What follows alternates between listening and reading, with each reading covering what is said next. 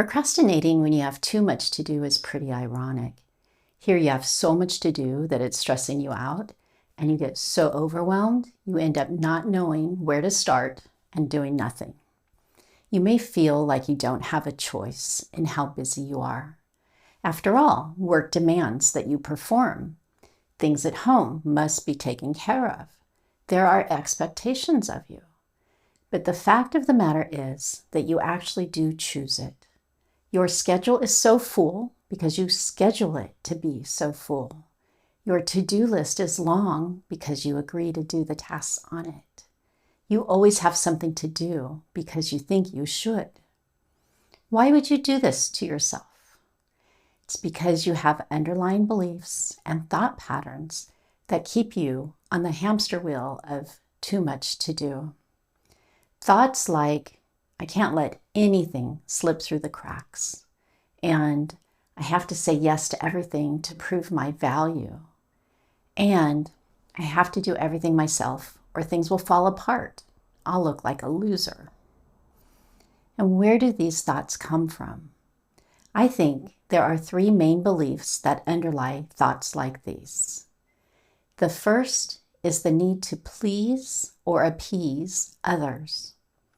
Children can adopt the fawn response as a way to survive, like flight, fight, or freeze.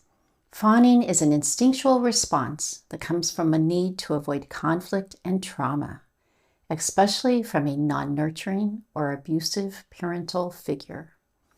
To stay safe, you'll do everything in your power to try to make the other person happy, and that rarely involves saying no.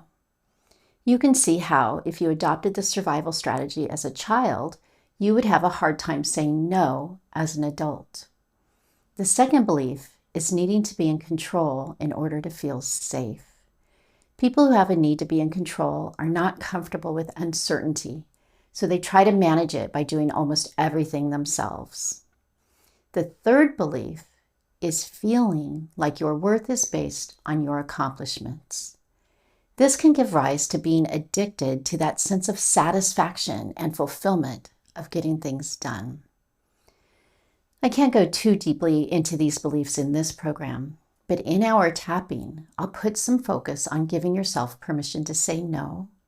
I'll also focus on the stressful feeling of having too much to do and help you release feeling overly responsible. Let's explore feeling responsible a little. When you feel overly responsible, you tend to make assumptions that tasks are yours to do. You don't ask for help. You don't make it clear to others, such as your children, your employees, or your colleagues, that they are just as responsible for keeping things running as you are.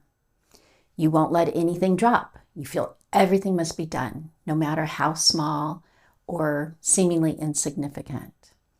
But there are consequences to feeling so responsible that your plate is always brimming. First, it takes a toll on you. You can end up performing poorly because you're spread too thin, and probably become irritable and grumpy on one end of the scale and completely burnt out, depressed, and in poor health on the other end. Second, you can get resentful of others for not stepping up, even when you make your own choices, and this could add strain to your relationships. Third, you can actually be blocking others from having opportunities to develop a sense of competency and build their skills and resiliency.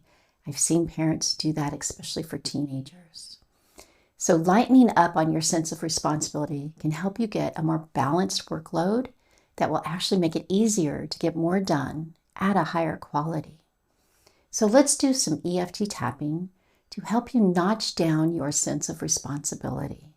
See the next video. If you haven't yet watched the video on how to tap, you may want to do that now before you go to the next video.